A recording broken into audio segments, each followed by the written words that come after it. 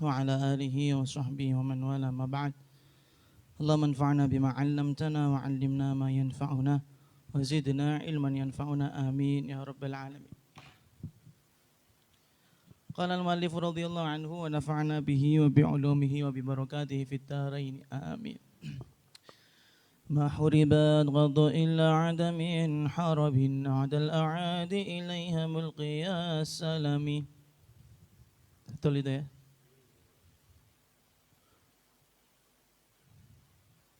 ردت بلاغتها دعوى معارضيها رد الغيور يد الجاني عن الحرام. Gini sampean hurumi apa harami? Bidhammah ya. Di sini wa yajuzu ayyuqra'a hurum bidhammataini. Pon. Ma huribat ora bisa den perangi apa ayat.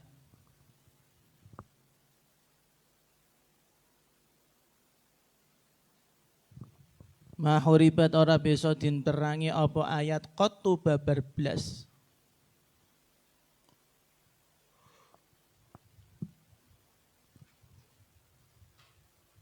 Qattu babar blas illa ada kejaba bali illa ada kejaba bali min harabin saking peperangan a'dal a'adi sapa musuh kang paling musuhi musuh bebuyutan ngoten gampang a'dal a'adi sapa musuh bebuyutan bisa a'dal a'adi sapa musuh kang paling musuhi ilaiha marang ayat ilaiha marang ayat mulqiyas salami hale dadi wong kang masrahake kekalahan nibake kepasrahan ya kekalahan mulqiyas salami hale wong kang masrahake kekalahan raddat iso nolak apa ayat Rodat iso nolak, fa'ile kantun. Rodat bisa nolak balaghatuha, apa balaghai ayat. Balaghatuha apa balaghai ayat. Da'wa mu'aridhiha, ing tuduhane wong kang nglawan ayat. Da'wa mu'aridhiha ing tuduhane wong kang nglawan ayat. Raddal ghayuri kaya olahe nolake wong kang cemburu. Raddal ghayuri kaya olahe nolake wong kang cemburu. Yadal jani ing tangane wong nakal, kriminal asline ngono.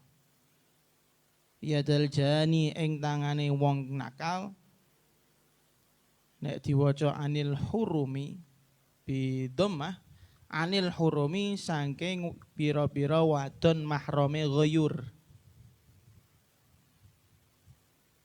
ale kan alil ahdi balik ning ghayur anil hurumi saking wong wadone al ghayur pun terangke. Jadi ini beliau seperti yang kita tegaskan 2 hari lalu karena beliau ini ahli sastra tentunya bisa memandang Al-Quran dengan cara pandangan ahli sastra. Kita yang nggak punya kacamata sastra ke ahli balaghah nahwu shorab ijek belepotan tentu saja belum bisa seperti apa yang beliau capai. Beda. Kata beliau, mahuribat qadu illa adamin harabin. Seandainya Al-Quran ini dilawan, alias seperti yang kita kemarin terangkan, bisa dikalahkan, maka dia tidak akan pernah bisa dikalahkan. Mahuribat. Seandainya ada orang yang sengaja mengkorek-korek atau mencari kesalahan-kesalahannya Al-Quran, maka Al-Quran tidak akan pernah bisa kalah. Kecuali musuhnya nanti pulang dari usahanya, kecuali musuhnya, musuh daripada Al-Quran, pulang dari usaha untuk merusak Al-Quran, pasti mereka akan mulqiyas salam, menyatakan kekalahan. Kabeh ngoten. Di sini pernah ada cerita Al-Walid ibn Mughirah. Sekali lagi ini pandangan kacamata orang yang ahli sastra. Nah, orang ahli sastra ya bingung. Misalnya ono Gusti Allah dek gini Al-Qur'an ngendikan apa? Astagfirullah. Gini Quran ono wal mursalat urfa fal asifati asfa, atau di dalam Al-Qur'an ono surah Al-Fil ya. Al-filu malfil dilawan gitu ayat al-filu malfil wa ma adraka mal fil khurtumuhu tawil. Untung khurtume sing tawil ora zakaruhu tawil ya. Saru ya ini. Nah, kan ada orang-orang yang berusaha mengalahkan Al-Qur'an seperti itu. Tapi kalau diperhatikan al-qari'atu mal qari'ah wa ma adraka mal qari'ah. Ini bahas surat Al-Qari'ah. Al-Qari'ah niku napa artine? Yaumul qiyamah. Makanya Allah nanya Al-Qari'ah, demi hari kiamat. Wa ma adraka mal qari'ah. Kamu tahu enggak hari kiamat? Alias orang yang dikhitabi dengan ayat ini harusnya menangkapnya dengan penangkapan yang takut.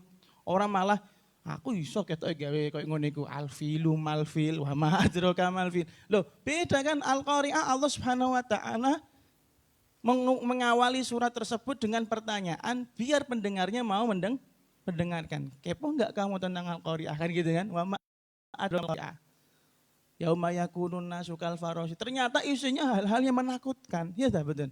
Makanya ketika ada orang yang baca Al-Qari'ah, dia tahu sastranya, dia tahu Arabnya, dia tahu maknanya, insya Allah tetap wedi. Rasa khosyahnya tetap besar. Tapi kalau enggak punya khosyah kayak Musailimah Al-Kadzab, jadinya alfilu malfil wa ma adraka malfil. Terus ada di sini pernah ada yang bilang gini, wazari'ati zar'a, orang yang menanam sungguh-sungguh, wal khobizati khobza, orang yang membuat roti, buat rotinya sungguh-sungguh. Lagi enggak ada artinya, enggak nganu ya. Wal laqimati luqmah, dan orang yang makan dengan sungguh-sungguh. Ini apaan? Kan enggak ada maknanya. Nah, di sini diceritakan pernah ada seseorang yang namanya sahabat Nabi, ya, Walid ibn Mughirah. Walid ibn Mughirah. Ketika itu beliau mendengarkan firman Allah, innallaha ya'muru bil adli wal ihsan. Allah Subhanahu wa taala sungguh menyuruh kepada hamba, menyuruh umat Muhammad untuk adil dan berbuat kebaikan. Itu beliau. Kalau kita membaca susunan inna, oh iya ada amil nawasib kan dengan pikirannya Allah lafaz jalalah nasab karena menjadi isme inna ya'muru fi'il butuh fa'ilnya dhamirnya mustatir takdiruhu huwa yarji'u ila jalla jalaluh kan ngono. Kan hanya sebatas itu kita. Tapi ini orang bisa mengatakan gini, wallahi innahu lahalawah. Sungguh susunan kata itu tadi, innallaha ya'muru bil adli wal ihsan. Susunannya saja sungguh sangat indah. Ini kita juga gak paham ya, otak kita gak sampai dengan otaknya Walid bin Mughirah. Saya ngerungokno ya. Jadi beliau mengatakan innallahu lahalawah. Di dalam susunan itu sungguh ada keindahan.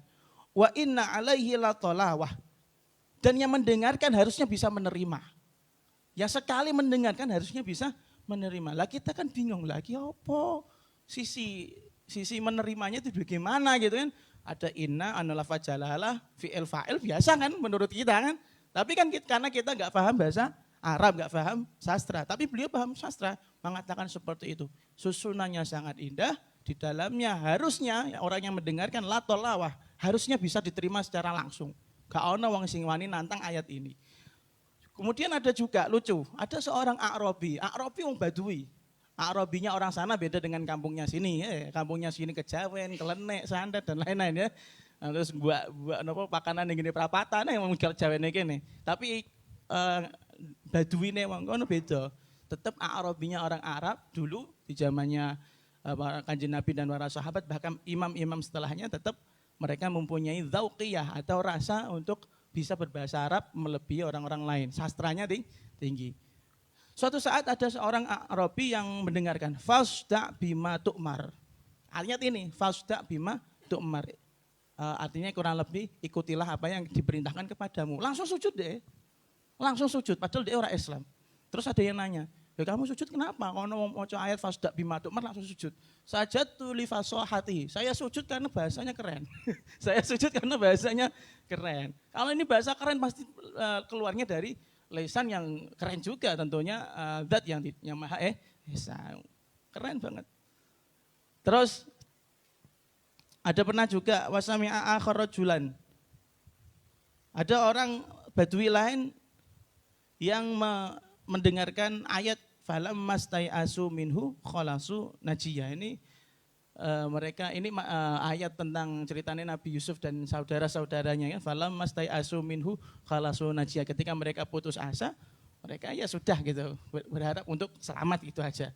Terus orang Arabi mengatakan asyhadu anna makhluqan la yaqdiru ala mithli hadzal kalam. Saya bersaksi tidak ada makhluk satupun di bumi ini yang mampu menciptakan susunan kata-kata seindah ini. Padahal mau cerita fala mastai'asu minhu khalasu najiyan. Sampai kan tekan tai asu ini mbok banterno kan.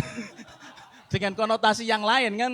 Iya maklum enggak paham bahasa. Padahal itu hanya sepenggal, enggak cerita utuh gitu. Tapi mereka bisa menerima dengan akal-akal sastra mereka. Terus pernah juga suatu saat Sayyidina Umar bin Khattab lagi turu, istirahat. Mau turu, masa khalifah oleh turu, emangnya wali sih oleh turu temenanan. Turunnya di masjid, biasa makanya sampean kalau keturunan yang masjid ku diniati ittiba usah salaf. Tapi keliru sampean turunnya pas wayah khutbah, terus pas wayah ibasyara di Allah yarham napa? Ulang kitab ya guys, wallah alam iki sampean nganut sunah sapa iki. Pokoknya Sayyidina Umar bin Khattab istirahat. Tiba-tiba di arah kepala beliau ada orang. Gembor ning ngene ngarepan. Orangnya ra ditotanya. Gembor-gembor ngarepannya Sayyidina Umar bin Khattab. Ya tasyahad syahadatul haq. Dia bersumpah dengan atau kesaksian sebagaimana orang yang ngomong dengan yang jujur. Terus Sayyidina Umar kan heran, aku lagi turu enak-enak digembori kan ngono. Aku lagi turu enak-enak digembori dengan hal yang tidak saya tahu. Akhirnya fastaghfara Sayyidina Umar nanya, "Kamu ini kenapa? Mau aku ora kenal kowe ora ngerti aku, jujuk gembor-gembor ngarepanku bahwasanya kamu menyatakan saya bersaksi pada sebuah kebenaran," katanya gitu.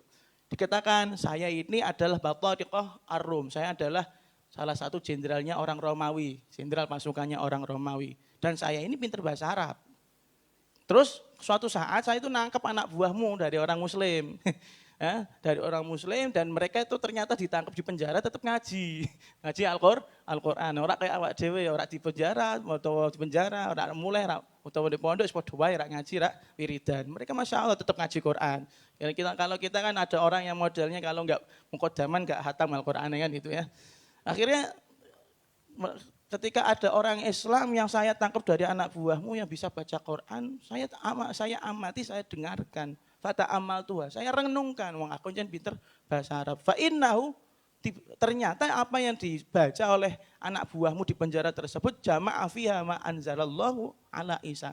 Semua yang mereka baca itu adalah ilmu-ilmu yang diturunkan oleh Allah kepada Nabi Isa, ada semua di Al-Qur'an. Makanya saya kesini mau Islam gitu. Jadi kami bentak-bentak ngono, bentak-bentak. Saka Romawi itu buat dihormati maksudnya iki ngono. Allah. Terus ada juga orang yang namanya Muqaffi'. Muqaffi' dia mencari-cari sebuah kebenaran di dalam Al-Qur'an. Maksudnya mosok gini Quran itu semua kata-kata yang di Al-Qur'an itu bisa diterima langsung secara langsungan gitu kan. Kan tadi wa inna alaihi latolawah. Harusnya susunan Al-Qur'an itu bisa diterima secara langsung. Orang yang paham sastra kayak gitu kan. Terus akhirnya dia cari-cari kesalahan-kesalahannya Al-Qur'an. Terus pada akhirnya ada anak kecil. Kalau anak kecil mending ini waqila ya ardu bla'i ma'aki, wahai bumi dikandani kali Gusti Allah, wahai bumi ibla'i ma'aki. Apa ya nek cara bahasa kasare Jawa, ibla niku ngelek ya, sampean ngelek paham ngelek ya wong kuwi gelek-gelek ya. Ibla, ngelek kok sira ning banyu. Berarti ku cerita wonten banjir terus Gusti Allah perintah ning bumi kan ngelek banyu kan nyerep banyu. Akhirnya yang dia awalnya pengen cari-cari kesalahan Al-Quran, nggak terima kalau Al-Quran itu bisa diterima secara langsung, wah dia mendengar separuh ayat itu toh langsung iman. Waqilah ya ardu bla'i ma'aki, oh encen betul itu. Banyu kok dikon, bumi kok dikon ngelek banyu. Ini kan susunan-susunan ketuhanan ini, susunan kata-kata Tuhan ini, bukan susunan kata-kata manusia. Pun. Terus juga ada orang yang bernama Yahya ibn Hakam Al-Ghazal, dia orang yang ahli menenun, pakaian-pakaian dari wol, Balighul Andalus, dan dia adalah sak fasih wong Andalusia, sak fasih. Pakai kata mubalaghah, Yahya ibn Hakam. Suatu saat dia baca surat Al-Ikhlas, Qul huwallahu ahad, surat favorit kita bersama. Terus dia pengen Qul huwallahu ahad, aku pengen gawe tandingannya, wong aku ahli balaghah, wis ora iso kan ngono. Sampai pada akhirnya belum sampai selesai baca Qul hu sampai selesai ya, baru separuh dia mengatakan fa'taratni khosyah, tiba-tiba rasa ketakutan itu menyelimuti seluruh tubuhku. Wariqatan hamalat ini ala taubat, dan saya merasa lemah membuatku saya pengen cepet-cepet tobat marang Gusti Allah. Nah, sampai awake dhewe kita baca kulhu, imamnya nek maca kulhu wae wis lah kok suwe ya. Kan ngono ta. Nek kulhu wah imam favorit ini, imam kita, idola kita kan ngono. Beda kulhunya mereka dengan kulhunya kita berbeda. Kalau kulhunya kita itu bikin kita seneng, kalau kulhunya mereka bikin tobat. Terus kata beliau raddat balaghatuha ta'wa mu'aridhiha. Balaghah yang ada di dalam Al-Quran itu seakan-akan bisa menghancurkan semua tuduhan-tuduhan orang yang mau menjelek-jelekan Al-Quran. Jadi dari segi balaghah yang mau pun sudah tidak tertandingi. Apalagi dari maknanya, apalagi dari fahmul ayahnya. Ya kan gitu kan. Apalagi kalau dipandang dengan bahwasanya ini kalamullah, tentu saja kalah. Tentu saja semuanya kalah. Lah, beliau mengibaratkan pembatalan daripada balaghahnya Al-Quran terhadap tuduhan-tuduhan orang yang berusaha mencemarkan, menjelekkan Al-Quran, bagaikan raddal ghayuri yadal jani anil hurumi. Bagaikan ada laki-laki yang cemburu melihat perempuan-perempuan mahramnya diganggu oleh orang-orang kriminal. Kalau orang cemburu, ya, kalau memang betul-betul cinta, ada orang punya istri, ada orang punya anak perempuan, ya, ada orang punya kakak perempuan, adik perempuan. Nek ditowel-towel misalnya ya, ditowel-towel karo bocah pinggir jalan misalnya. Kira-kira harusnya cemburu tak mboten? Wajib hukumnya cemburu, wajib. Nah, bagaimana kira-kira ekspresi atau reaksi pertama yang dikeluarkan orang-orang yang cemburu? Mesti kan keras kan? Keras. Makanya Quran juga seperti itu. Balaghahnya saja itu mematahkan bantahan sebagaimana orang yang cemburu, reaksinya itu keras, paham kan sampean? Nggih, paham. Pernah ada suatu cerita, Hakal Asmu'i. Orang Hamdi tapi. Ya mungkin member-member iki. Ada Pak Asmu'i cerita. Tapi non Hamdi ya. Pak Asmu'i cerita bahwasanya suatu saat ada seseorang yang memiliki jariyah. Jariyah itu berarti budak perempuan. Tapi budak perempuannya ini cerdas. Berarti orang budak-budak yang ya anggar pikir dalan 500 entuk mboten. Itu kan cepet rusak ya, budak-budak cepet rusak. Karena budak itu ya ngono, nek tepak untuk budak sing apik ya insyaallah ndawe dorone apik, tapi nek untuk budak sing nakal ya metengan dan lain-lain pokoknya niatnya elek gitu ya. Pun punya jariyah.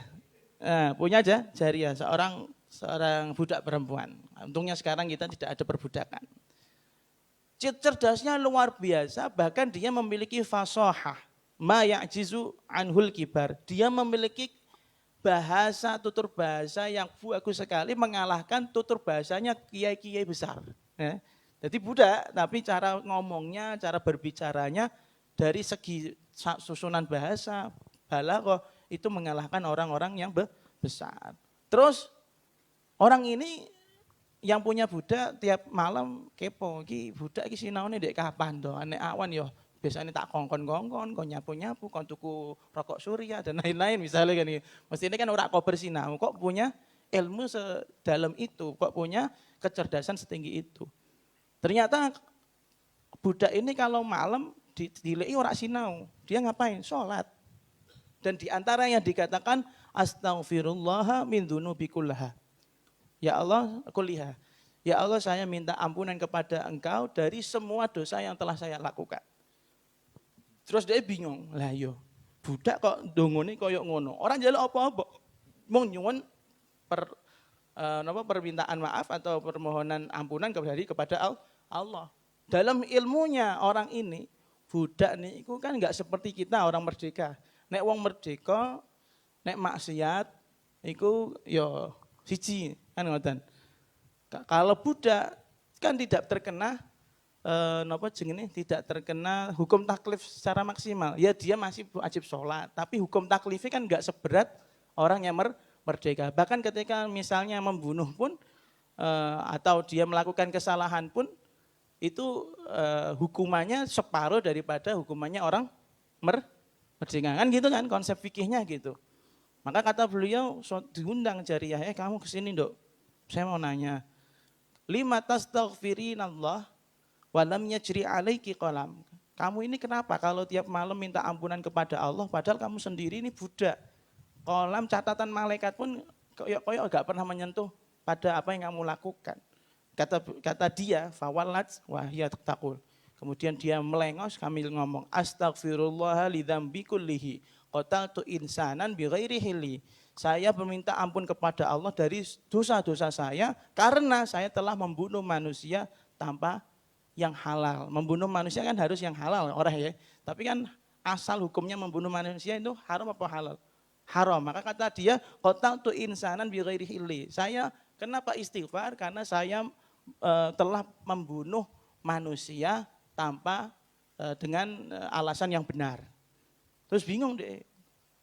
Kok iso budak kok mateni manusia? Ternyata yang dimaksud dia membunuh manusia adalah qauluhu qataltu insanan bi ghairihi turidu annaha qatalat nafsaha bi adami fi'li ta'at haitsun tasafal lail wa lam taqum baina yadayillah.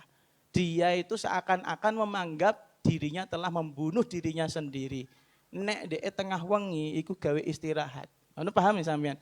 Jadi ketika tengah wengi gak tangi, gak tahajudan iku padha-padha dhek ngukumi awake dhewe mateni dirinya sendiri. Wong esuk taat karo menusa, bengine kok ijek gelem taat karo pangeran. Itu saya minta ampun karena itu. Saya gak bisa tahajudan, saya gak bisa ngibadah. Soalnya saya taat sama kamu tapi malamnya gak taat sama Allah. Dan ini berarti sudah takwanya tingkat tinggi ya, sekedar dongeng saja. Ya intinya dongengnya bagus itu ya, lumayan nganggo sangu kan, sangu dakwah kan gitu. Paham ya, sampean paham ya. Paham cerita ini tadi yang terakhir. Ya, jadi bukan membunuh secara hakiki, membunuh hanya majazi. Tsumma qala laha ma'anin kaumautil bahri fi madatin wa fawqa jawharihi fil husni wal qiyami. Fama tu'addu wa la tuhsa ajaibuha wa la tusamu 'alal iktsari bis-sa'ami. Laha iku tetep kedue ayat. Apunten nggih saya masih proses recovery kayak tesih rada rak kepenak awake. Wah gini. Mungkin saya nanti minta tolong yang cover nanti malam gini balkon dhuwur 2 atau 5 orang baca bahasa hutan mungkin kalau ada yang bisa. Tolong nanti bos apa. Biasanya sih aku ngakoni Mas Ulil biasanya. Mungkin Mas Ulil mesti karo silihane ngoten. Butuh tambahan dong. Iki dina Selasa ya iki pastine lah. Oh iya. Wis ra apa-apa kelewat sedina. Oh benar berarti pas malam Selasa nggih. Matur suwun. Ijek dobetan ning pondok to? Berarti kan besok kan kadose MMA masih masuk. Ono gurune tenan ta ora nek takone? Los. Cerita dongeng. Ya maksudnya pindah nggon turu. Ya alhamdulillah. Berarti ngibadahku ning panggonan akeh. Ya ana pondok ya ana catetane, ning madrasah ana catetane. Saking mangke madrasah nganggur saiki. Yo. Laha iku tetep kedue ayat ma'anin utawi pira-pira makna. Ma'anin utawi pira-pira makna kamaujil bahri kang kaya ombake segara.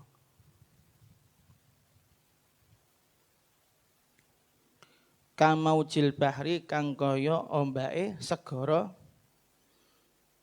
fi madadin ing dalem tambah-tambahe. Fi madadin ing dalem tambah-tambahe. Wa fauqa jauharihi. Lan ing dalem sak dhuwure perhiasane bahar. Wa fauqa jauharihi lan ing dalem sak dhuwure perhiasane bahar. Fil husni ing dalem kaendahane.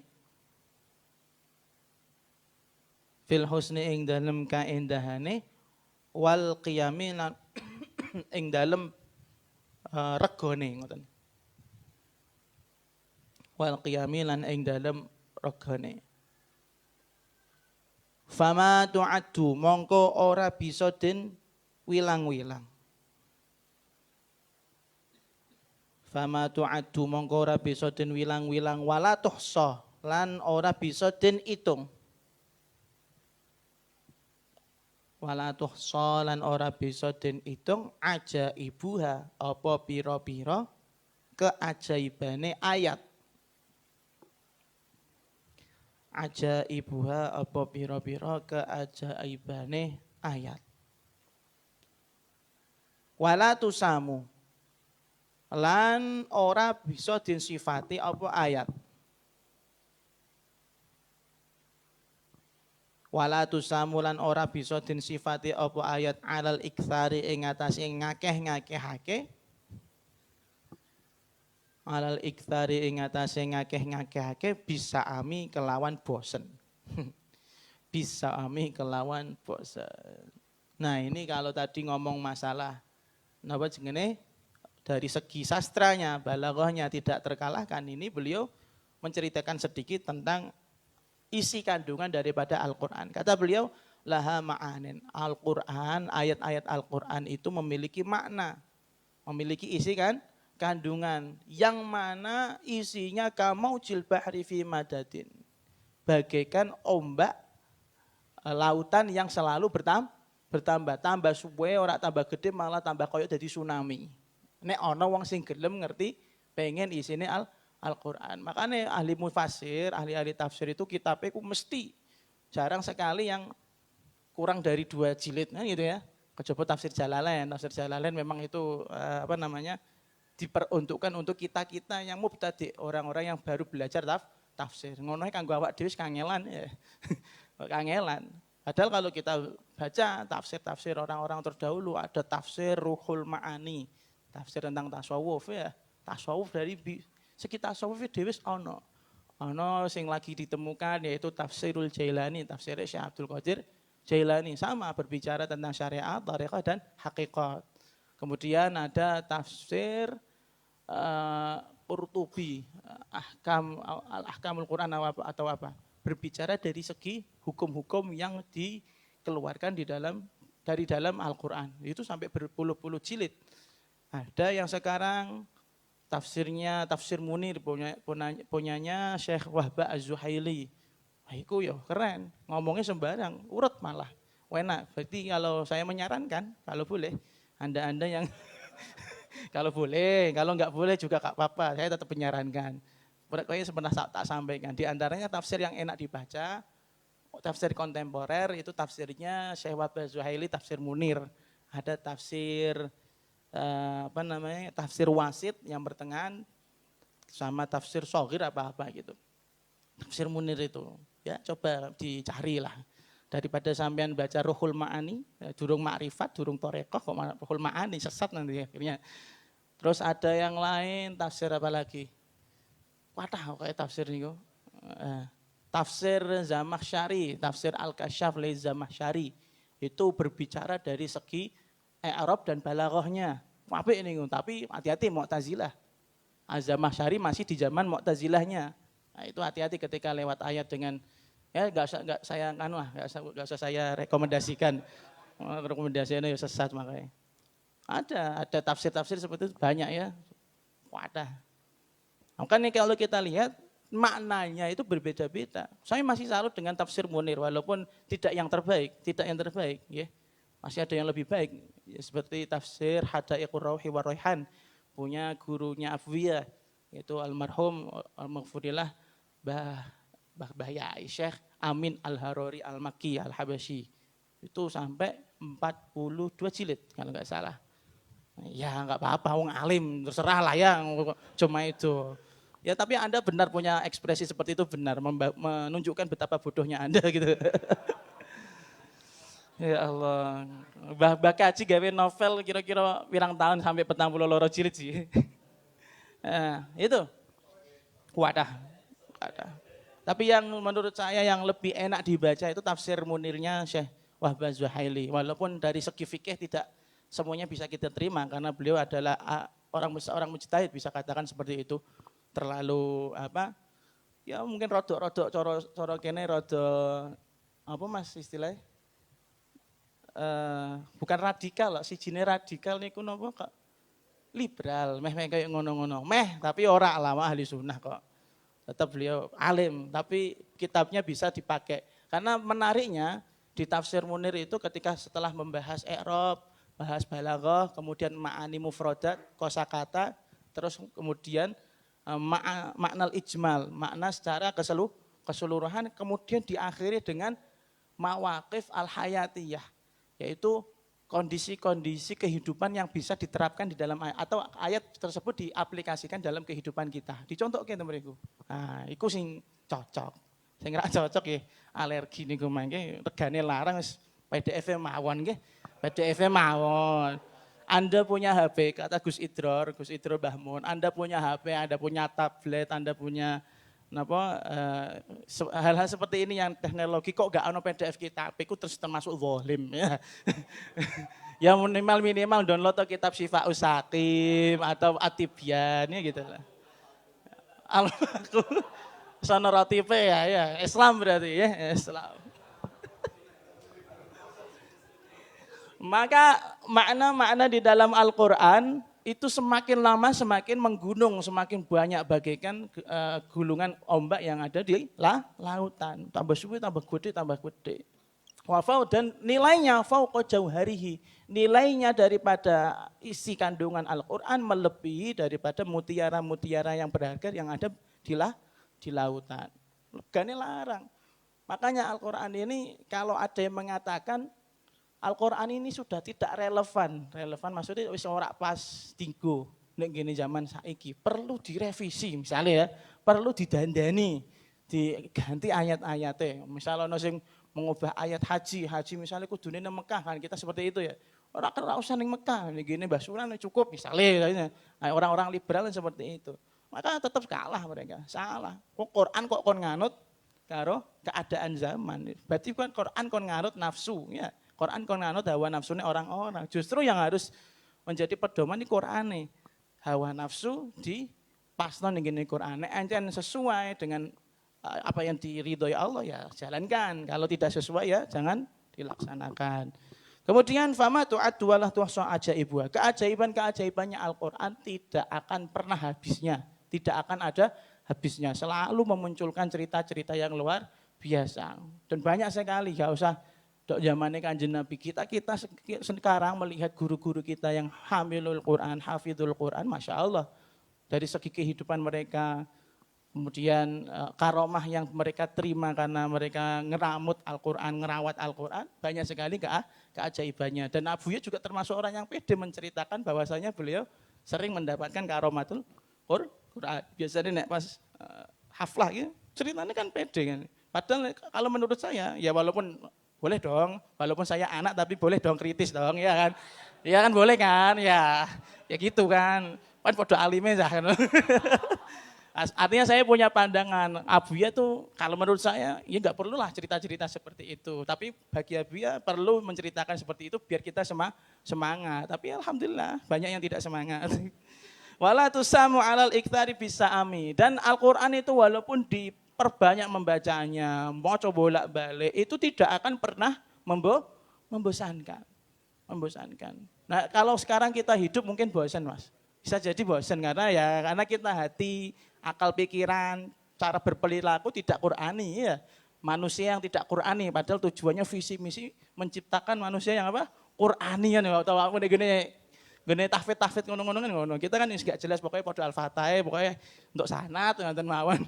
Untuk barokah Al-Qur'an. Tapi kalau diperhatikan Al-Qur'an ini enggak akan pernah bosan untuk diulang-ulang.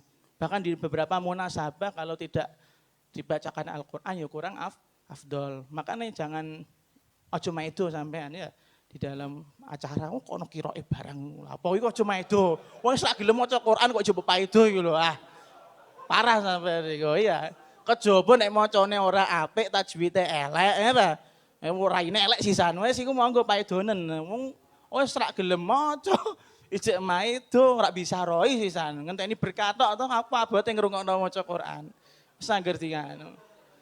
Tapi saya memang agak keberatan kalau Al-Qur'an sono maca Qur'an ijek diwacana terjemah iku keberatan. Lha apa diwacana terjemah? Keindahannya akan hilang justru. Kalau menurut saya ada beberapa agnia yang ada di Kudus itu kalau bikin acara, semoga aja videonya ini enggak sampai kepada mereka ya. Karena mereka terlalu main sosmed juga.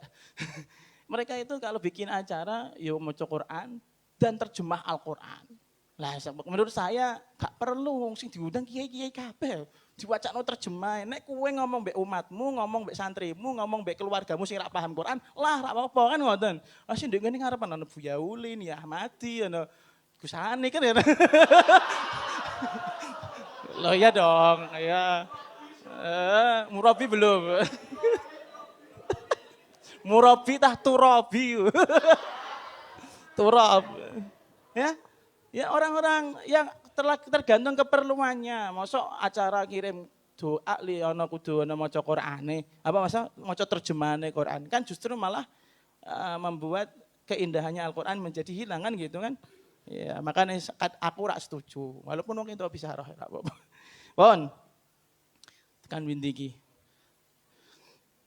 Qarrat biha ainu qariha faqultu lahu wa wallahu a'lamu bis-shawab. Bet kepiro iku? 90.